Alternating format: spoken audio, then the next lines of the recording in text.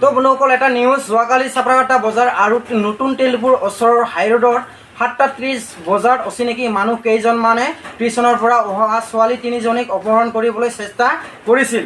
সিহঁতে কিবাকে বাচি গৈছে, গতিকে সকলোৱে সতৰ্ক হৈ যান। আৰু আজিৰ ঘটনাৰ লগত ৰাষ্ট্ৰীয় ঘাইপথত চুৰি বা অপহৰণ কৰিব খোজা প্ৰায় 3-4টা ঘটনা হ'ল। গতিকে ৰাইজ সজাগত হ'বৰ হ'ল। কেৱল ছোৱালী বা মহিলা নহয়, ল'ৰাৰ ক্ষেত্ৰতো হ'ব পাৰে। গতিকে নিজে বাচিব পৰাকৈ সাৱধানে থাকিব। তো এইখিনিতে আৰু এটা কথা, কালি বিজনীৰ পৰা 2জন ছোৱালী আহি থাকোঁতে লাখল ডুবিত গাড়ী ৰখাই টানি চৰাই বেগ কাঢ়ি নিয়ে।